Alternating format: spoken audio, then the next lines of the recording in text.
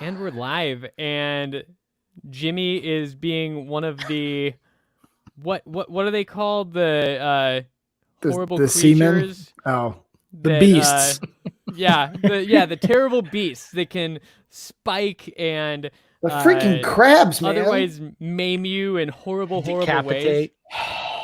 Well, hey, welcome What's up? to Videogame Sommelier. This is our conclusion to our Obra Dinn conversation. Cheers, Jimmy and Cheers. Ryan. Always a Good to pleasure see to you, be gents. chatting with you guys. So tonight we get to, take the book back off the shelf and, finish our report. See what delightful packages came in the mail in the middle of a rainy, stormy night.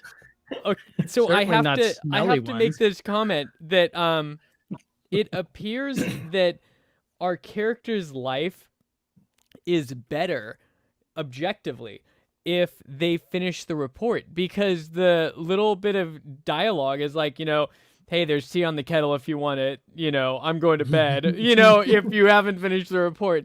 But if you've completed everything, it's like, hey, I'll bring you more tea or something. I forget what, but it's a different line that feels like, A, there's tea in the future. B, they're more connected. And so it just felt like, oh, wow, if you're the kind of person that sees the report through all the way, you're just going to enjoy life more. Yeah, I mean, I don't know how anyone's death. I don't know how your game ended, but when the wife shouts back, "Is it complete?" and my character said yes, and you hear say, "Thank God, now I can go to bed." And you put it back on the shelf. Oh wait, that was real. Yeah, no, that was my wife talking to me. Are you done? Yeah, beat it. Thank God. Yeah, Well, that my shut wife up played about it with me. The first time I ever played this game a couple years ago, Autumn came and was a part of it, and so we were playing. But then we got to that like massive middle section where it's like you've experienced all the story, but now you have to figure who the Chinamen are on the crew. And she was like, "I'm going to bed." Yep. Tell me if anything happened. There is nothing I could do to get Sandy to sit down and play or watch this. She was asking me to describe it to her, and she really wasn't even interested. She was just trying to be polite to me. And I said, it's like a giant mystery you have to solve. And I looked over and she was asleep. So I was like, oh, okay. Happy for you. I just have to use certain keywords. It's like you get to be Sherlock Holmes. And I'm listening. It did feel like that. Like Sherlock Holmes that also has a pocket watch that brings people back from the dead. Like, I'm out. So, but that's why. So, I'm wearing my Jack Skellington blazer that I bought this season and haven't been able to wear it around anyone. So I figure, we're right in between Halloween and Christmas. You mean you don't like make? I'd be wearing that, making breakfast in the morning. Yeah. Hey, Kim. But then there's the danger of the grease stains and stuff like that. But to answer your question, it absolutely glows in the dark. Of course. That's. I tried to take a picture of it. The picture was not turning out. I was going to show you guys. And the there's way too many kept lights going in off. here to turn them all off. So I love just Buzz use your Lightyear's imagination. legs hanging out in the corner there. Where is Buzz it? Lightyear? Oh, Yeah. My newest addition to my shelf. Buzz Lightyear's legs. Nice. Yeah. I need to keep figuring out where everything goes in the shelf, but I'm like, he's going to fit in here somewhere. Yeah. Then it felt like almost an Easter egg. Yeah, Buzz Lightyear came in here. Next week we'll have the torso attached. Finally. That's right. We don't. Right. This isn't one of Sid's toys. The whole Right. thing is actually up there. Take my Together. word for it. Right. Says the guy with a Skellington shirt on. So for all, so how many people we got? Am I talking Us. to anyone in real You've time? got all of Jimmy's and my attention, Rye. Brilliant. Yeah, So- but who knows how many people will watch this in the future, so keep going with what you were going to true. say. All right. So to you guys and the future, we're still trying to figure out the format of this because we finished Obra Dinn last month almost, and except for Jimmy. No, I finished it like this week. Like it was like last week. It was like last week. But And it was, I've already it was soon. finished the game for next month. So we're figuring this out, and this game felt like we almost could have, if we had all finished it, just talked it all through in one sitting. Yeah. I think we'll have a lot to talk about now, but we're trying to keep it dense. I will take this time to apologize for forcing a part 2 of this game. Fault. Mm-hmm. If I had just picked up the pace. Yep. No, that's not true. Should be fined. In all fairness, I did. That's a demerit, right? A demerit finding. Yep, a demerit finding. His estate should be fined. 700 crowns. Wow. So many people money in this game. I don't know how. I ended up with so much debt just trying to solve deaths. Oh man. No, I did finish it prior to, but I didn't finish it entirely. Right. So my ending was turning in a half completed book and getting a letter back from the man whom I sent it to, and he said he was disappointed I didn't solve it all, and then died. Didn't even bother recovering. He felt so bad. I texted y'all and I was like, seriously, that's how it ends? Disappointment in me? I mean, I'm used to it. My parents are always disappointed in me, but I get this in real life. I don't need this in a video I don't need a game to affirm it. No, I'm kidding. Rye or Jimmy, I don't know if either of you have looked into this. How many different versions of that letter are there? Because I know that I got 3 different versions. Oh, okay, there's cool. 3. So, There's 3.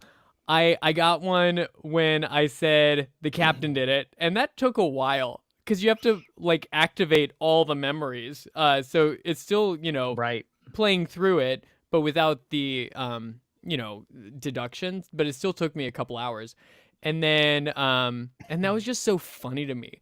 Just saying the captain kills everybody, right? And they were like, they obviously know that's not the case.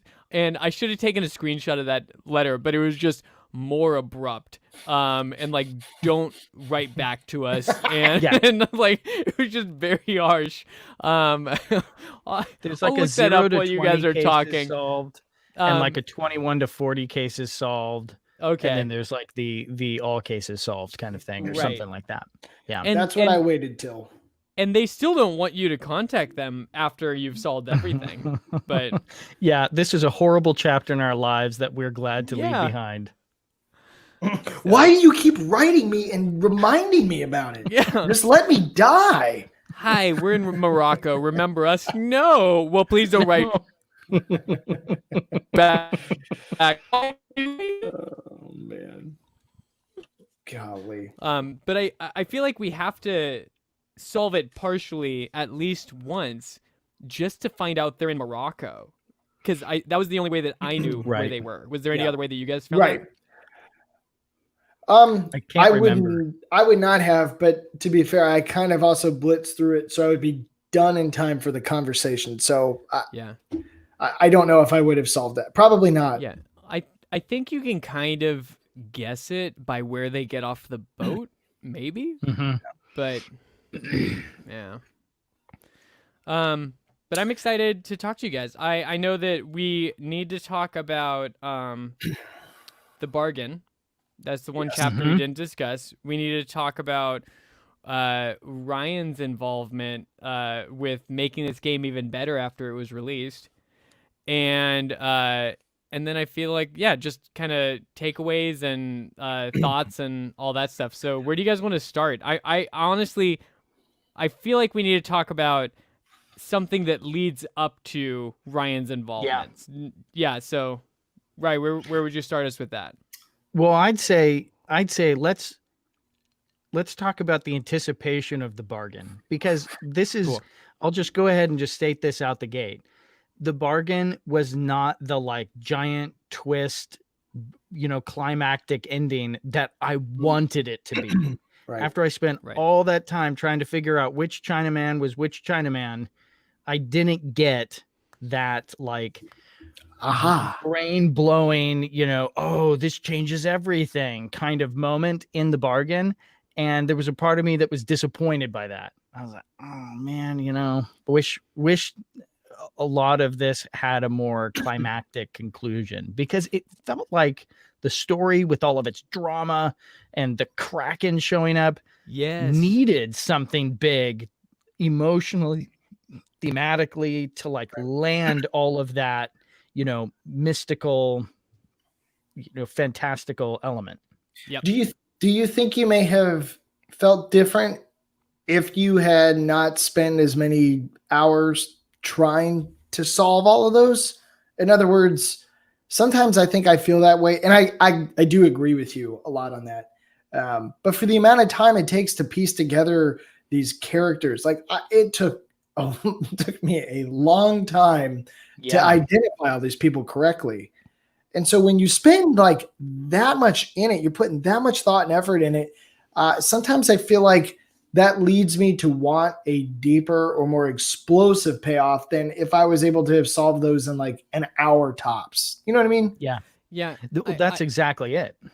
I kind of feel like The Bargain was a little bit like the Star Wars prequels, where it did connect some dots, but the big questions I already knew the answer to. So like Jar Jar is a I Sith. think We I knew wish that. there was like a bigger question that it had answered, or a bigger question it had asked. There was let me pose this question before we get into Ryan's involvement. Were there any bits of the storyline that you spent reading after the game, or were there elements of it that you missed or were surprised by that you didn't catch on a playthrough? I had a few of them, but I'm curious if any of you guys did. One thing for me that leads directly into The Bargain is just that it's not only human deaths that the pocket watch tracks, and when The Bargain leads in with the monkey paw, and I felt like, wow, that's really inconsistent with the rest of the game. But then I quickly remembered one of the things that got us into, what was it, the bitter cold, was a cow being slaughtered. And so it was just interesting that that was something that I had missed, kind of the idea that this is interacting with. Oh, and also one of the spider creatures gets us into one of the scenes. So there's like creatures and mermaids and animals that get in there, not just humans. And so I'm glad that we didn't accidentally like find a bunch of flies or something like that and keep finding like these random memories where a fly dies or something like that. But that was just one thing that entire life. The fish. If you look over the boat and there's just fish, you just spend hours watching them. That was fish. That was the very thing that I didn't even really connect the dots with, even until it was done, was the significance of the monkey's death. It was like, oh, that was a way to test and understand. Yeah, you can also see events happening even through an animal's death. It didn't even click to me until I read about that. So let me paint the scene just for, anybody who's really interested in this kind of epilogue conversation, right? It's been a year since the events of the Obra Dinn, or the rediscovery of its fate. And you're sitting down having tea and a mysterious package arrives. It's got a smell. And you open the thing up, and it is the book Returned, which you had sent in the mail to Henry Evans, who's the doctor, the surgeon on the ship. And he's one of the few survivors who had escaped. And then in it also is what is the word for it? Decomposing? A decomposing, dismembered monkey paw. And it's like curled up, kind of like that, sitting on the desk.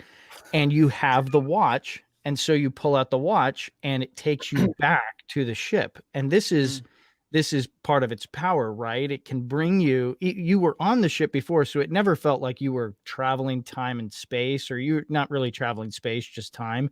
And here, it reminds you just how much power is in this watch, because it allows you to relive events even that happened so long ago.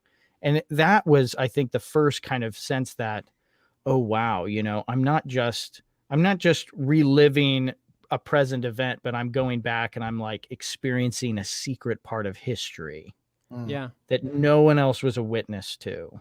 Yeah. Right.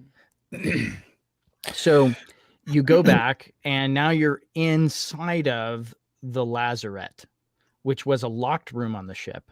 And they had taken the mermaids there, and the fate of the mermaids had never been discussed.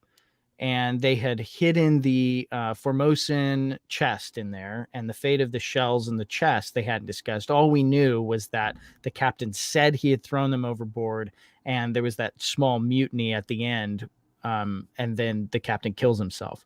So we're seeing the events of what happens in that. This begins during the end of the Kraken attack, and the captain comes in there and he's raging mad. Well, we experience this backwards, but he's raging mad and he kills 2 of the mermaids. And at that point, presumably the Kraken attack stops.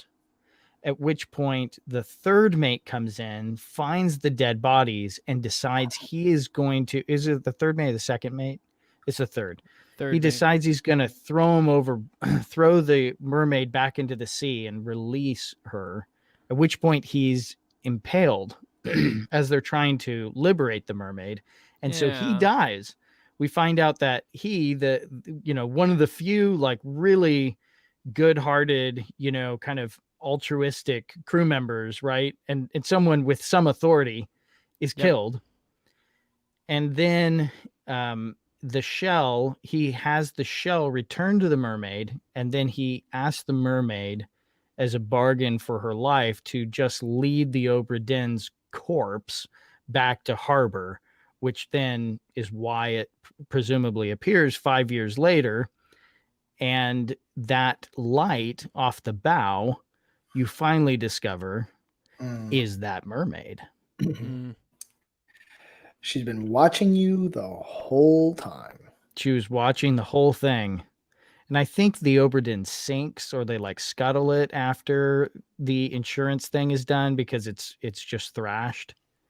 So there's a sense that like now a year later, as you're like discovering the truth about this, there is no going back or like seeing that mermaid or something, right? It's all in the distant past. And so there's this sense in which now that you know what that light is always inaccessible because it's like this haunted moment in your past playing that game. And so with the mermaid, it seemed that, because I was still trying to put together, and this will kind of lead into the part where you helped, Rye. I was still trying to put together kind of the mechanics of the shells. And in the second playthrough, Jimmy, kind of going back to your question, that was one of the things I paid a ton of attention to whenever I saw the shimmering of the shell. What's going on? Where is it? So it seems like there's a shell on the back of each mermaid, and then the Formosans also had a shell. Is that so? Were there a total of like 4 shells, one for the 3 mermaids and the one in the chest? Sure. Okay. It's not clear. At one point, someone says a 3rd shell, which makes you think there were 3 mermaids and there were 3 shells associated with that. And it's unclear whether the shell that the one Formosan put into the mercurial liquid, if that didn't dissolve it in order to launch the beam of light. It's just not clear, right? Right. Or it's in there when the other guy takes it out. So, right. So anyway, I think the most important thing though is that we just realize that between the chest and the shell, there's some kind of, voodoo happening that's keeping that's working contrary to the creatures of the sea.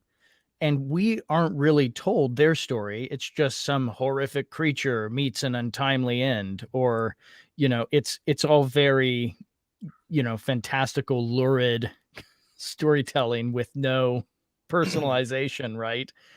But it's clear that there are some kind of sea-based personalities at work here, and we only get the part of the story about the people who are murdered by them. Yeah. No, it left me with a lot of questions. A lot of mermaid lore questions. Like, how come the Little Mermaid doesn't give us any insight on this? I mean, what the heck? That's as close as I feel like I'm going to get.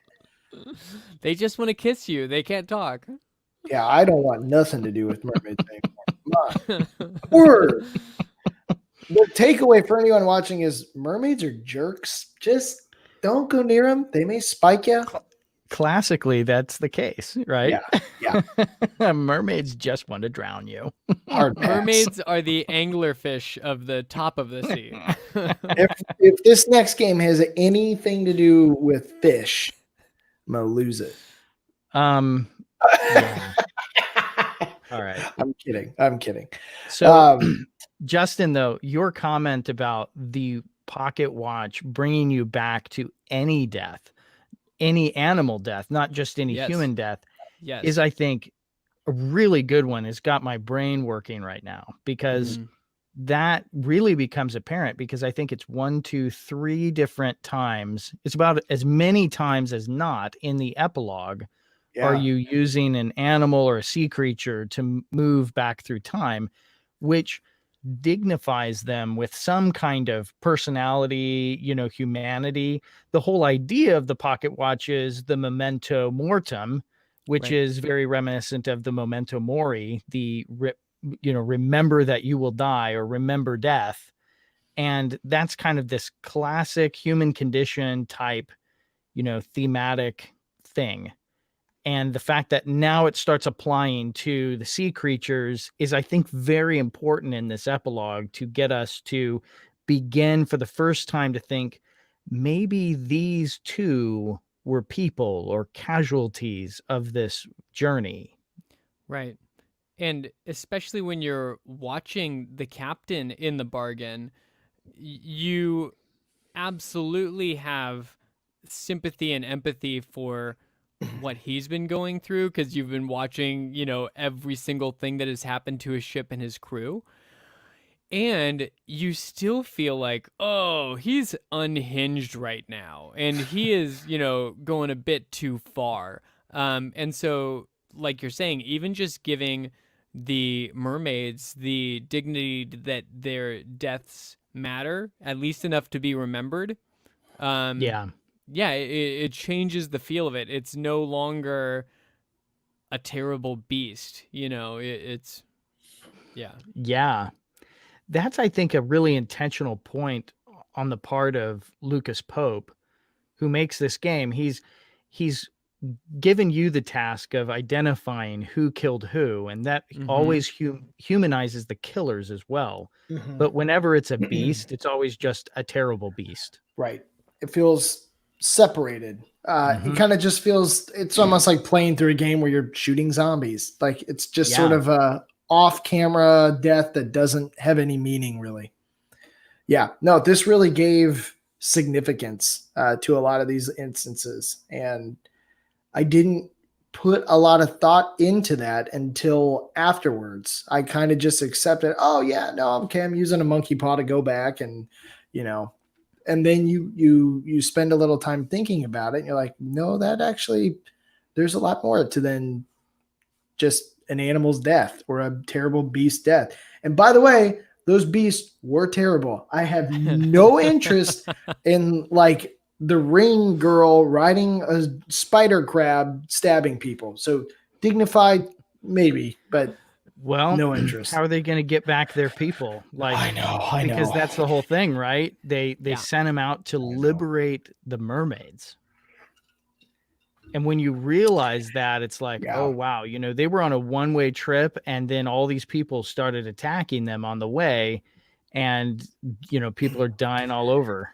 It is funny. I think some of the best stories told are those that offer the other perspective, not just, hey, I'm a good guy and I'm fighting bad guys. And you sometimes learn the antagonist motives, and you can like say they're unhinged and, we'll fight them.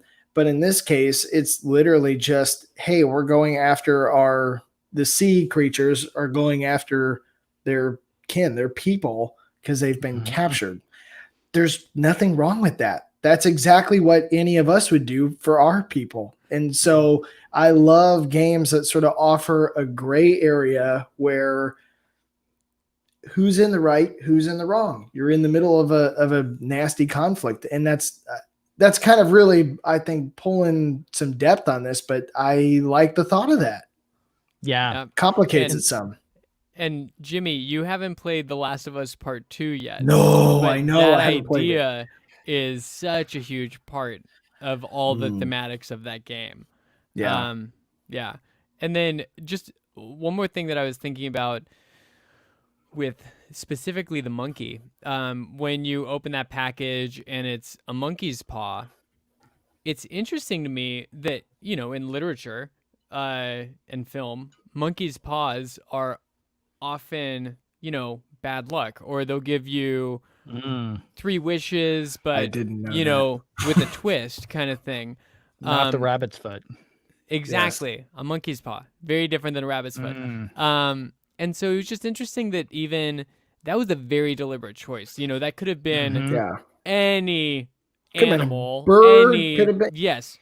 But they used a monkey's paw, and that was just so fascinating to me because there is an element of magic to it, but I guess it's a bad omen in one sense because of all the stuff that happened, but it ends up being, the key to solving everything and really only a good thing for you as the player. So I don't know. I just thought that was Yeah, interesting, well, specifically it about does the monkey's ask that death. question, like, what is the good thing that Right. comes of knowing the end of the story or of completing that book so that now it sits complete on the shelf? Right. that the guy's Um, not disappointed in you in his final breaths. Well, this goes back to Nathan's comment, last time, which was, we need to talk about the doctor's story. The doctor is very interested in knowing, in having that book completed and having Yep. all of the Yeah. fates worked out. And he kills his monkey, right, to do that. Sacrifices. Yeah. They said, "What are you doing?" And he says, "Nothing good." And then he shoots his monkey, right? Draws it back and cuts off the hand. Oh. Yeah. Yeah. The monkey was probably a jerk, so we can. I'm just kidding. That's my way of rationalizing it. Don't kill your pet. I always wanted a pet monkey. Don't kill it. Clearly he knows about the powers of his pocket watch. Yeah. Yes. Yeah. Right. And we that can was see his that was stuff. what I missed. Yeah. Yep.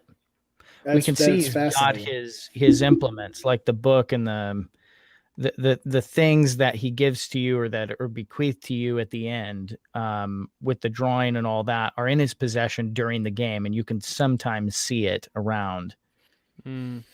But what do we make of his obsession to like understand what happened? Why is it important for the story to be complete, or why is it important for him? So this is just going to completely go to my takeaway from the game. But I think there's something important about people, that like justice is served and that people feel validated and vindicated, because there's so much that happens in life, in real life, that is unjust or unfair. And there's Or a lot in unknown. this. Yeah. And there's a lot in this game that happens that's unjust and unfair. There's murders and there's theft and all of that. And I think it's really important, this feeling that like some of the people got away with it, sort of. And now there's this report that will be brought to light, and this is going to level the playing field. And for the three of us, we share beliefs about a good, just, all-knowing God that's going to be a judge at the end of time.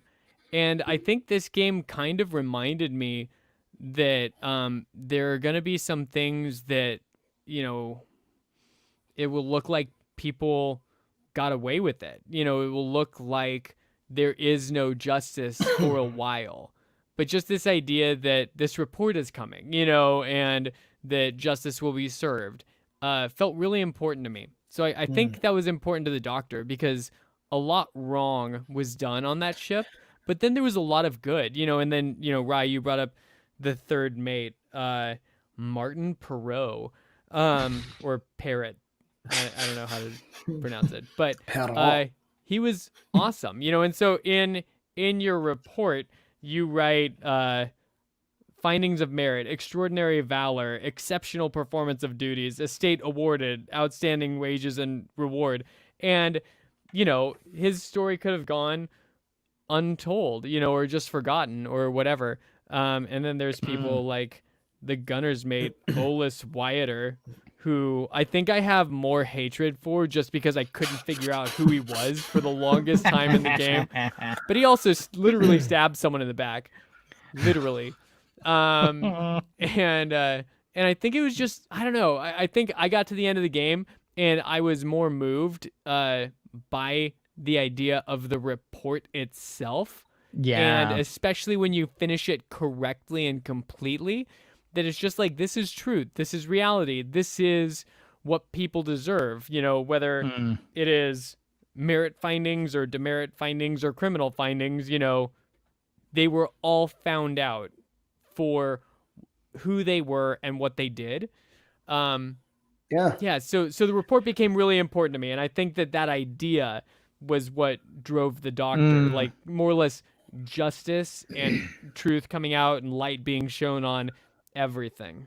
I think he really wanted to know how the artist died, taking a dump. And, you know, I probably really wanted to know who was that stowaway that got crushed like 10 seconds into boarding the ship. And we'll never know. It's like, it still didn't answer. It just said unknown. And he's like, well, I guess I'll die now. So, Jimmy, I'm not sure that he wanted to know. I'm wondering if the Doctor was a practical joker and just wanted you to witness the artist's death. That's all and that he was wanted all to do. worth it for him. I would take that in a heartbeat if that was his motive. I did all this work to find out that guy died taking a dump. Oh, man. So, I mean, it's really interesting, right? Because the Doctor can't come back and visit the ship again. Yeah. Right? He's ailing health. He hears in the news, far away. That the ship has been recovered. And now he intercepts the one person who's going to be on the boat to learn, okay, this is my chance. What was this giant disaster that just befell everything? But he also, he was aware of this at the time that the disaster was happening. It's like Krakens don't just show up after giant crab ring wraiths and mermaids. So what's going on here? And the secret he knows in the lazarette can only be uncovered with the monkey paw. So why does he withhold the monkey paw? Until the very end. Because that is very important to his initial message. He says, the details in this chapter will be saved to a later time. Well, wouldn't it have been the only part of the story he would have seen? Yeah, I guess so. If the monkey paw had been sent back, would they have even bothered visiting the ship? Is what you're saying? What I'm saying is, he didn't have access to all the corpses on the ship because he escaped. But what he did have in his possession was the monkey paw. So ironically, his book was the opposite of your book at the end. Got it. You held 95% and he held the other 5%, but neither could see the other's chunk of mystery. Yeah. And so you send me all of that, then I'll fill it in the rest for you. But give me the answer first. It's like, why was it important that you, well, I mean, he could have used it. Well, I mean, this is interesting. He could have used it as a bargain, right? It's his bargain with you. Right. If you solve the 95%, I'll give you the remaining 5. Yeah, or even just I will give you the remaining 5 if you don't give me the demerit of leaving the ship. And so what do you do? I'm all about that report. Everything's The gonna come back captain to did the report Extraordinary for me. valor. Yeah. Right. Yeah. It does seem important to the doctor and to you as a player that the book be completed. Right.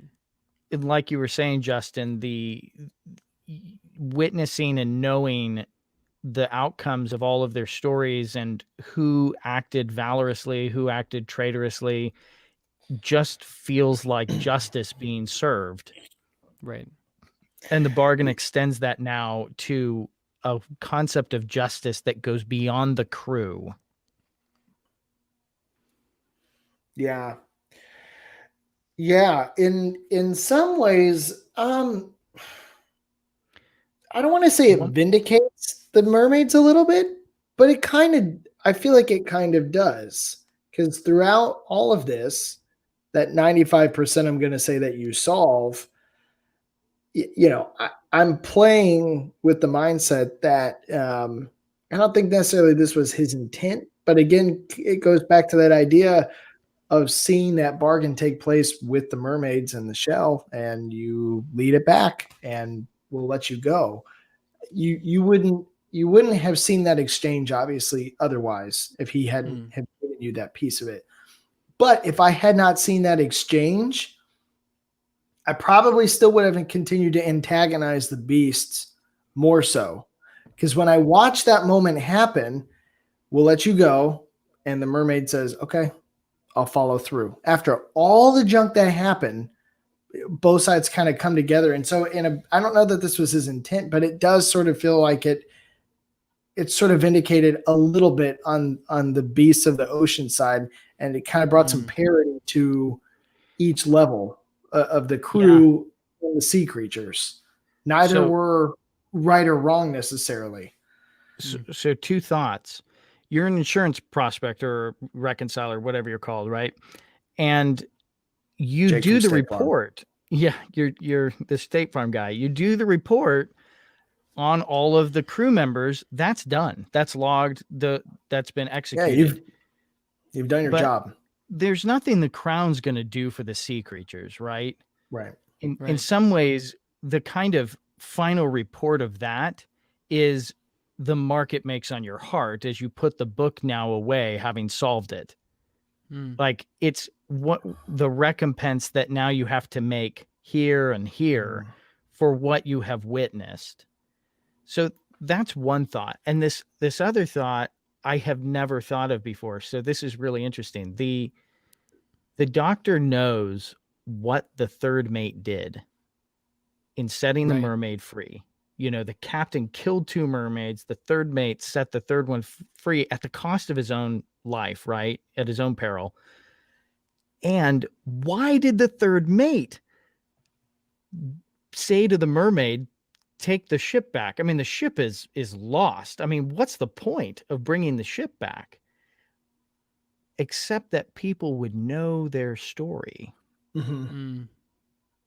So in some ways, by manipulating you, bargaining with you, the doctor giving you the book and the pocket watch, what he's doing is he's fulfilling what the third mate wanted. His death's not in vain. His death is not in vain. And his final words, the mermaid, and his bargain with her to get the ship returned actually enables the story to be told, which otherwise would have been lost at sea. Right. And I wonder if you guys can remind me if this was spelled out at the beginning of the game, because I wasn't asking this question when I replayed it even. If the doctor's letter arrived before the ship did, because he had access to the knowledge that the ship was probably coming back. It seems like, the mermaid's gonna be true to its word. The ship's coming back. So I wonder if the doctor even set up that letter and that book before anyone knew that the Yeah, Obra Dinn was returning. totally. And I don't know. I'd have to replay the very beginning of the story to like look at That's a the good introduction question. of that parcel. Yeah. That's a very Yeah. good question. But it was very premeditated. To your point, I Mm. think that there was some premeditation because the doctor, at that distance wouldn't have been able to get that stuff to the harbor in time. Yeah. From Morocco. Yeah, from Morocco, there's just a lot of time. So it probably was kept in trust. Yeah. And he thought through how the whole presentation of the information needed to be given to the insurance inspector. Very interesting. Yeah. Well, it gives me more peace with the poor third mate, who I always thought was like super awesome, right? Yeah. The one who set the mermaid free, right? And Yeah. and there's this sense that I never felt like his story had a lot of meaning. It was like, and then he's dead. It, you know, this kind of completes the picture in my brain a little bit, knowing that the doctor knew his story, knew his interest in the story of the Obra Dinn being told and discovered, and thus, got you. I mean, that's why he's disappointed when you don't do it right. It's like he tried no, to. this is important. Yeah. Yeah, he tried to fulfill the third mate's destiny. In some ways, he felt that debt to the third mate. And so if you screw it up, he's like, oh man, All that for nothing. all that for nothing, like the whole thing for nothing. Yeah. Man, well, now I feel even worse when I failed the first time. Gosh. He was disappointed and died. So I get so- really excited about this. Go. Yeah. No, I mean, it's really funny too, Justin. You articulated that far better than I could on your takeaway from it. But I really agree with that. I think there's something to be said about getting closure and having people's stories told and leveling the playing field, making sure the truth of events are out there. Because you're right, there were so many moments in this game where people just did like horrible things to one another. There were mutinies, people trying to do the right thing and getting killed, and then a ton of accidents. I mean, well, accidents per se, or you just had freak moments where these creatures would attack and kill them. But there was a lot of bad stuff that happened on the ship, and all of that would never have been known otherwise. And I think about how many moments are there where you hear like any mystery, right? This is the allure of a Sherlock Holmes story. Here is a ghost ship that arrives with no one on it, right? Like the allure of what could have happened and we'll never know.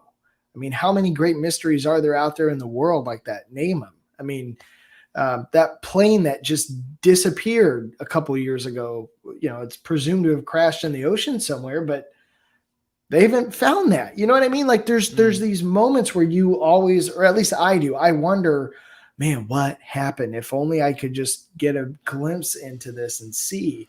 And so the spirit of that thought, I think, is so well captured in this game.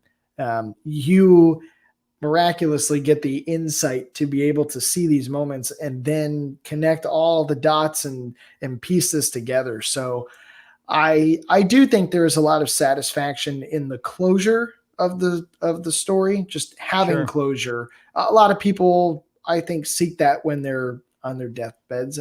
I assume. I've not been on my deathbed. Hopefully that's not soon. But you know what I mean? Like you want peace and closure for things. But after our conversation, I do think there is a whole lot more to it beyond just that, and telling that third mate's story. Because you're right, none of this would have happened if not for that moment. It's pretty fascinating. And even also, I think it's the captain's helper, his buddy. I'm trying to remember what the title is, but it's the steward, right? Steward. The captain's steward that seemingly goes crazy, you know, and so it doesn't like the bargain doesn't totally redeem him, but it paints it in a clearer light that he had some insight into, you know, the voodoo at work of we shouldn't take these into the lazarette. We need to stop this. But this also kind of leads to a different question because it seems like the shells or the mermaids or, you know, just the presence of magic has an effect on people. And so now that we have the entire story, the end is where the game starts, right? We're presented with what seems to be a mutiny and the captain killing the 3 remaining members of his crew. And so as I'm thinking back, you know, through the whole story, getting to that moment, it doesn't feel like a classic mutiny where it's just power-hungry people, you know, taking over the captain's role. And even a mutiny, you know, if you got 4 people on the ship and 3 of them don't trust the captain anymore, that's like not a mutiny. That's just we're gonna stop doing what the captain says. You know, it's really easy. So I'm trying to figure out what exactly the point of that was. And they're asking about the shells. So it sounds like they have lost trust in the captain and that he's not doing the right thing. But I'm just curious if you guys had any insights into the end. If you think it is just a straight up mutiny, they don't trust the captain anymore, they're taking over, or if it was the effects of the magic. You know, what do you guys think was happening in the end now that we know the whole story? I had, it's so funny you say that because I wrestled with that. And so at first it was clear as day to me, this is a mutiny, classic mutiny. Again, didn't know there was going to be shells and giant ring wraith crabs and the whole story ahead of me. So at the very beginning, your first impression is this is a mutiny, and first impressions are powerful. So that thought carried throughout most of the game for me. And then after completing it, I had a moment where I thought, is it possible that they were just approaching the cabin to say, that's enough, dump the shells, get like something of the sort? I go back and forth on this because there was that one guy, like, you know, swinging down with a knife in his mouth, like coming in from the back. And I'm like, if they're looking to, you know, strike a deal, maybe they don't have James Bond swinging weapons. Yeah. Right. So, you know, because what happens? The captain effectively like knocks the door open as they're calling for him, and he shoots the guy in the chest. And so I'm led to infer that that's the first strike. The captain was like, I ain't having it. You're done. And that was his wife's brother. That was his brother-in-law. Yeah. I mean, and his first mate. I mean, you know, close to him in multiple ways. So the takeaway here is brother-in-laws, watch your sixes. No, I'm kidding. But that thought really did sit with me. Is it possible they weren't there to kill him? Maybe they were there to intimidate him or like force him to stand down, or maybe it was a mutiny. We don't really ever know. But after everything you go through, I kind of have a hard time thinking it's just straight mutiny. Yeah. Well, it's the lazarette, right? No one knows what happened in the lazarette, and the captain went down there, and then the mermaids and the shells are unaccounted for. So there's, I think, this presumption on the part of the survivors, of which there are very few, those 3 people. And look, they don't even have a getaway boat. Like, they're done. I don't even know what their plan is. You can't they're take Obra a ship Dinn. that's crippled. They're Obra Dinn, man. Exactly. I don't know what their plan is. So it doesn't seem very fruitful to just go and pick a fight with the captain, but right. What do you have left? Yeah, and it may be like more of that, like, well, as long as the captain doesn't, you know, like, keep, you know, if we all suffered through this, like, it's not right that the captain would keep the spoils to himself. It's a bit of that, like, hey, you know, you need to share the load. You need to share, right? You know, we all survived the Kraken. But yeah. It's probably the least compelling part of the story for me, that little ending scene. It gets you into it, but it doesn't really, Right. say a it whole feels lot. super compelling at the beginning. It's like, Oh, whoa, for you're sure. thrown into the action, but then it doesn't all line up Yeah. for me. Yeah. I've been a part of many mutinies, and they're very emotional. Now I can just imagine, like, if you're at that point, Ryan, they're I'm the just gonna last. zoom in on you to take Jimmy. No. They try to kick me off. I don't know why. It just every time they want to kick me out. I mean, you figure they're at their emotional wits end, right? They're the last people on the boat. At that point, you've probably gone crazy. You've survived countless madness moments. I mean, you're probably emotional as heck and willing to say or do anything at that point. You're gassed, you're pissed, Yeah. you're angry, you're scared. You're probably just running on pure adrenaline at that point. So, I don't know how much logic we can put into it simply from that aspect of it too. So Yeah. let me. Oh, go ahead, Justin. I want to tell the development. Yes, we really want to Yes. hear that. Absolutely. And I got a screen grab of your email if you want me to put the text up. But Nice.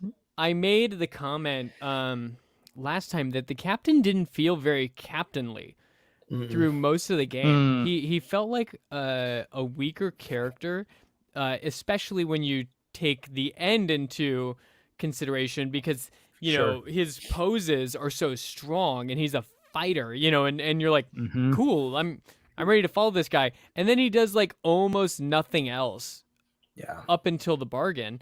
And in the bargain, you see him be like really unhinged. And so, yeah, I do wonder, like looking back, if it's like the first mate is doing his job and stepping in when the captain is no longer being a leader. And his brother-in-law, stepping in and like, my brother-in-law's not well. We need to stop this. So it takes on like a kind of a sad, dark feeling, as opposed to what felt very I don't know, one dimensional, of just like it was a mutiny, So Yeah. but yes, Yeah. Rye, Let's hear the development. Yes, I'm very so excited pumped. for this, and I can pull this up whenever you want it. So clearly I was part of thousands of people who played the game, when it came out, and it was really well reviewed and I think sold pretty well when it debuted. And in its initial design, there were no shells in the game except in the bargain. Oh, Huh. wow. It's not that they didn't exist in the story. They did. But that they were they weren't visible. I may be lagging out a little. Yeah. Not even on like the back of the mermaids during the whole out on the ocean Very part? much no. Not on the backs of the mermaids. Wow. That would feel very confusing to me. So the mermaids show up and they have their attack and they're disabled by the chest. And what I think we assume is some action inside of the mercurial fluid. But the dynamics of that and the presence of shells, like people start talking about shells when the mermaids show up. So there's some sense that like there are shells on their possession, but it's not clear where they are or what. And so there's this really interesting thing, I think, in the initial design of the game. And it's really cool, really. The idea is that we save the visual reveal of a shell for the epilogue, so that the first time you see a shell, you get that shining light experience like you did off the bow. Right. And for the first time, you're connecting the two ideas. Sure. Wow. That works still, kind of. Because I don't think you really put it together that it was the mermaid until you get that bit of exposition in the epilogue that, return the boat kind of thing. Right. And then it kind of all kind of clicks together. So the moment is saved. It's just done verbally and not verbally and visually. And what he gained was just a lot of clarity because you get to see the shells and their allure And that kind of changes the way you read the scenes that follow, because you're seeing the shiny thing that has a visual effect that isn't anywhere else in the game. I don't feel like the game lost anything. Can't even talk tonight. I don't feel like it lost anything by revealing them earlier. I feel like I probably would have felt more confused not having a chance to see the shells visually leading up to that moment, because the reveal of connecting the dots that, oh, that's a mermaid off the bow out there, that felt very powerful to me still. So I don't feel like they lost anything. That's interesting that they withheld that for, up until that experience, though I totally understand why. I mean, it makes sense to me. So when we were discussing the game on forums and kind of wrapping our head around the epilogue and the ending, there was some question about the number of shells, because sometimes they say 3 shells, sometimes they say 1. We only ever see 1. And that was a confusing moment. And I think that it was a little bit of a distracting conversation, because we were talking all about, how many shells there were and whether people were mistaken about it. Like we were getting to not trust the crew's reports, instead of just trusting the crew's reports and moving into the thematics in our discussions. And so I think that's why the game got patched in the end, to add in those additional visual elements, just to remove that ambiguity when it came to the number of shells and what people are seeing, because now we're seeing it too. Right. And then you can make the main thing and not make shells. Yeah. Like you're saying, the topic of controversy and conversation. So Right. you sent us just a screen grab of your comment, and Jimmy, we can still see you over it. And then it's just so cool that Lucas Pope, the creator of the game, we can see you too, right? Responded. Not only with the patch, but just actually in text. Yeah, that is so validating what you were saying. How is it that you got to be in touch with him and go back and forth? Did you just reach out? I didn't go back and forth with him. We were all on a Steam forum discussing this, and he was reading along.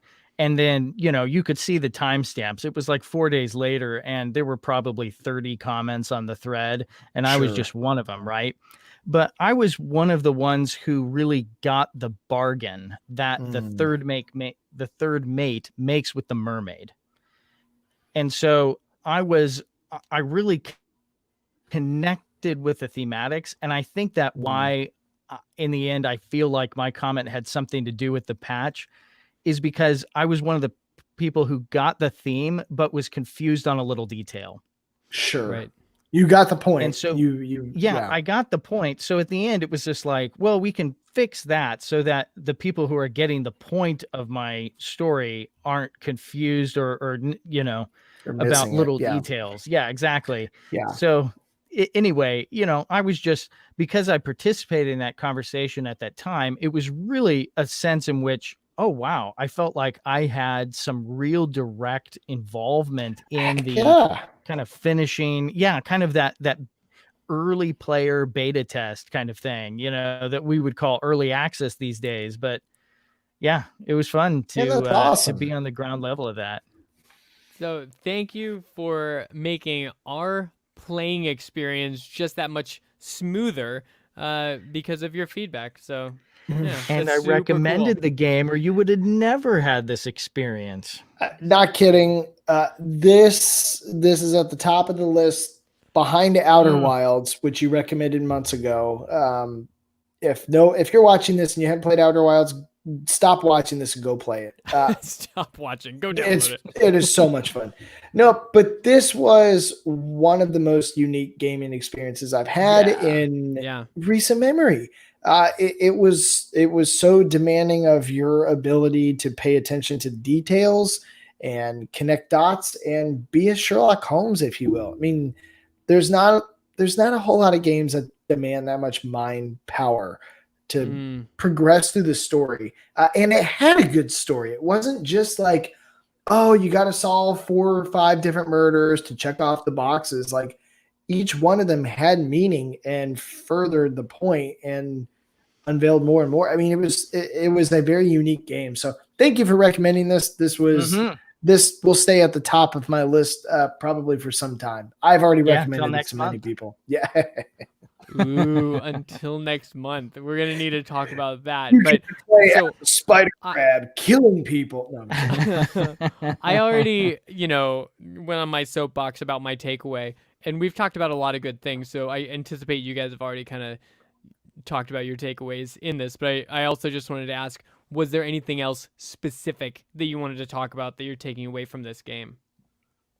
Yeah, one thing for me, the idea of the watch is the, fantastical element of this game. It's the magical realist element that you get to go back and relive these deaths that you otherwise wouldn't have access to through the mystical powers of this watch with a skull on the front of it.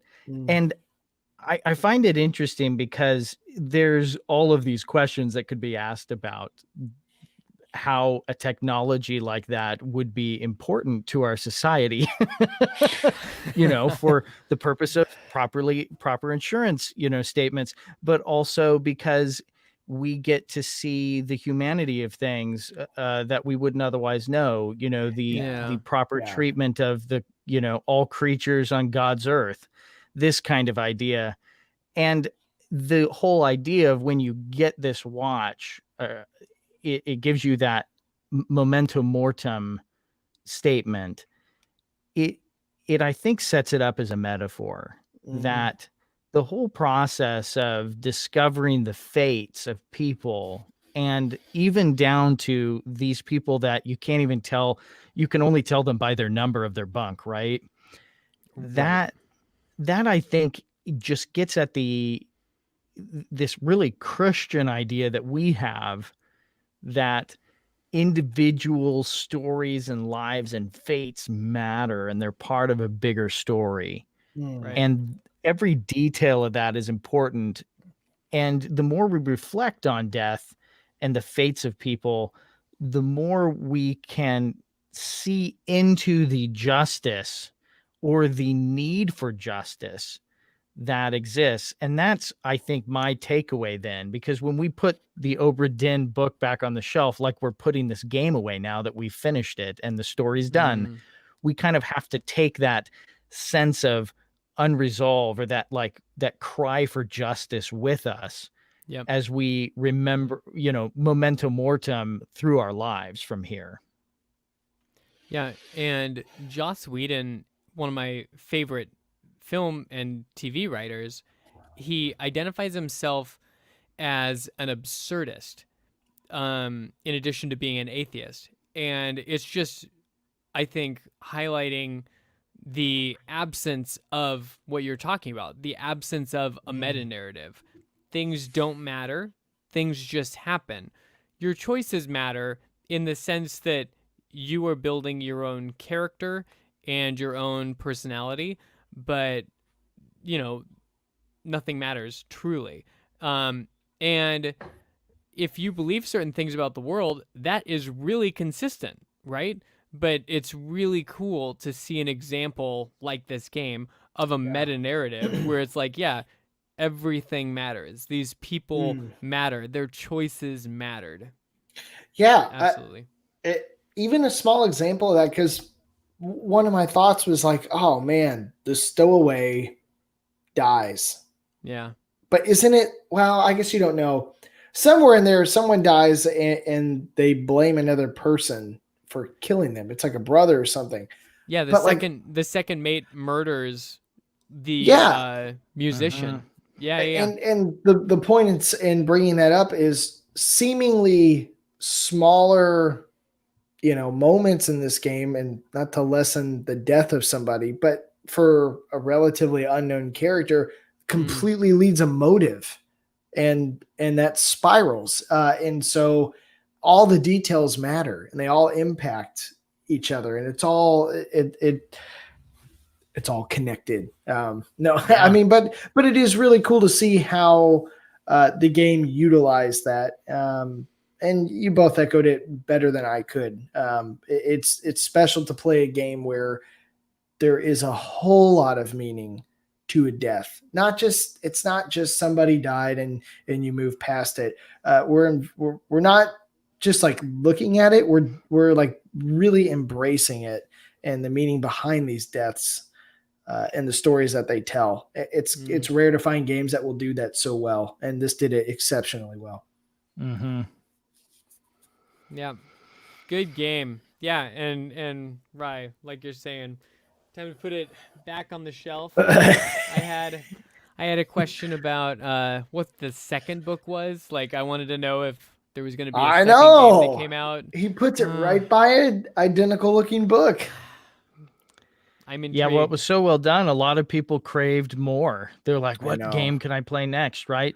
There are other games that you can do, like Fulbright's games, Gone Home, Tacoma is another one. Those are two games that would scratch the same itch. They're kind of games where you puzzle it out. Now, it's not as discrete.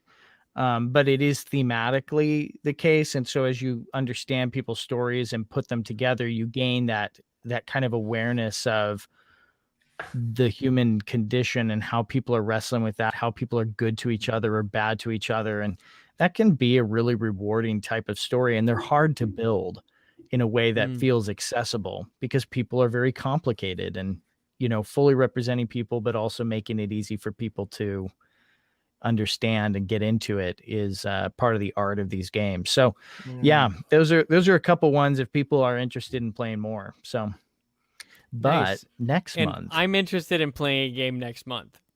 Oh, very pumped for this. We're taking another left turn. we're gonna eventually get right back where we started.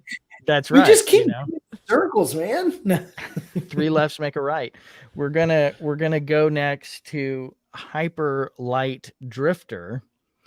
Now this game, oh yeah, that's the monkey's paw right there.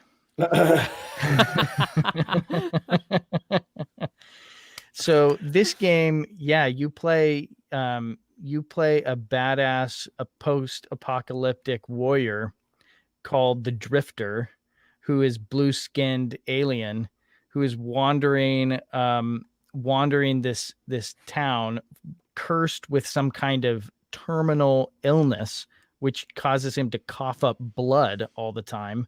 And you are discovering the secrets and bits of lore that exist in this city that clearly is built on the back of these like horrible robots and titans that used to destroy everything. Awesome. Oh yeah. And the game is totally wordless. Whoa. There isn't a single word in the game. So if you can't read, this is for you. This is your jam. Man. Like Inside Journey. We've played a lot of wordless games so far. Oh shoot, we really have. This isn't the first. That's awesome.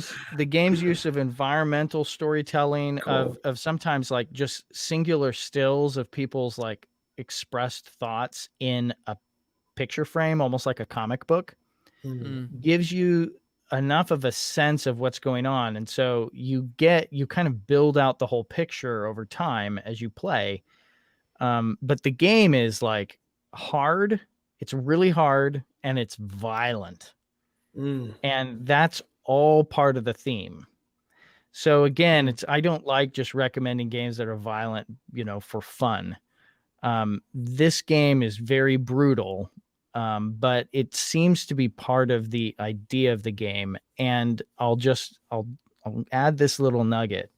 The developer struggles with a heart defect that has seen him in and out of surgeries and hospitals and, fighting for his life at various times. And so he kickstarted this game probably, 6 years ago or something, 7, maybe longer.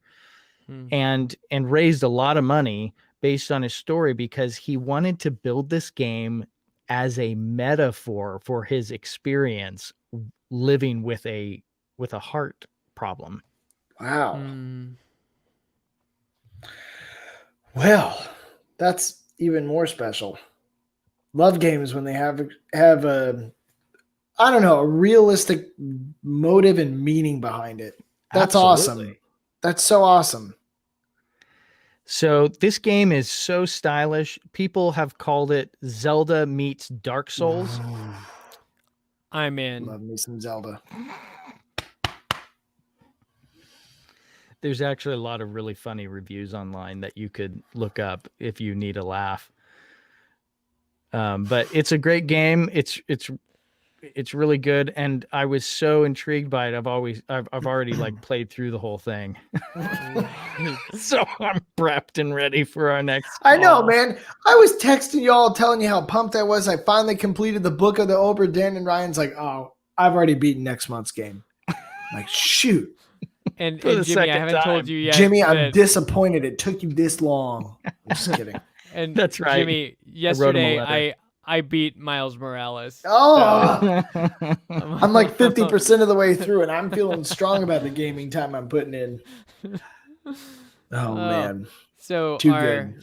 November pairing, Hyper Light Drifter. Pumped. The visuals look I'm- awesome. I'm excited for this one. Oh yeah, it's a pixel art game. Cool. But don't it. look at that and think, oh, they kind of cheaply, did it. It's exquisitely animated. And Cool. oftentimes the pixel art is more horrifying, as we just experienced, right? In Right. Obra Dinn, the stark and kind of confusing, almost abstracted nature of the pictures often make the luridness of it pop. You know what's fun is games are often so easily judged by their graphics. And it has been so refreshing to play games that don't stand a chance compared to like a PlayStation 5 game, but the stories are 1,000 times more compelling. That is so much fun. So graphics, I feel like should be a thing of the past in terms of rating how good a game is. But I know that's not what sells always. Yeah. But that being said, so many of the games that this last game that we played, I thought it was cool for a million reasons, and we spoke about it in the last video cast we did on how they did that and how special that is. But don't judge a game by its graphics, man. The stories are what you matter. can't judge it on the photorealism of the graphics. Yes, It's like that's a judging better way to say it. a painter, for their Right. photorealism. It's like, well, right. Right. A lot of games are are intentionally made the way they are, and that makes it all the better. Exactly. Yeah. The other thing I should mention, just because it's a highlight of this game, it has incredible music. Yes. Oh, Yeah, the music is done by Disaster Piece. That's such an awesome name. It's totally awesome. And he's a like electronic, does weird soundscapes and just incredible beats. Anyway, crank the volume up when you play, because it's all part of that kind of haunting electric experience of the game is conveyed in the sound and music design. So it's good. You guys are in for a treat. I'm excited. Pumped. So Jimmy, you're gonna have to turn the volume back up after turning it down for Soma. God, y'all. It's the first game we're playing that doesn't have horrific sea creatures. Oh man, These have all. That's what you surfaced to said the land. last time. I'm kidding. No, Soma still haunts me. Right. Where should we play to for Yes. the first Wednesday of December? So you might finish the game. It probably is a 6 to 7 hour game to just play through. Okay. It's not a long game. That's about the size of Obra Dinn, Right. but there's longer than 6 to 7 hours. and this might take you longer because hack and slash action games are a bit tough for you. I'd say just keep at it, right? And see if you can finish 3 of the 4 main regions of the game. Okay. you can't get to the south region until you finish the other 3. So, let's see if we can finish those first 3 regions, and then Great. the south and the end of the game, we can save for our second conversation. Awesome. Sweet. So the first 3 regions, not going to the south, I mean, and we'll see. Well, play if we as get much to as it, you we like, get to right? it, but Yeah. at least hit that benchmark. Oh, this is gonna be tough. Yeah, there's several ways to play this game too, so it's a little bit more of an elastic game than the one we just played. Nice. You can go back through it and experience it in a slightly different way by thinking or looking at it a little differently. It's perhaps not as much fun that way. There's still a lot of fighting and puzzles that you got to do along the way, but it's a good game. You guys are gonna like it. Sweet, man. I'm excited. Rock and Hyper roll. Light Drifter. Love it. Awesome. All right. Well, hey, always a pleasure talking to you guys. And Yeah. we'll So good. pick up this conversation on Hyper Light Drifter first Wednesday of December. And for our yeah. thousands of future viewers that will be watching this retroactively, hello to you. Thank you for watching. December 2nd. December 2nd. That is early December. Okay, I'm That going to is get on it crazy. soon. Yep. Yeah, it's All going right. down. All right.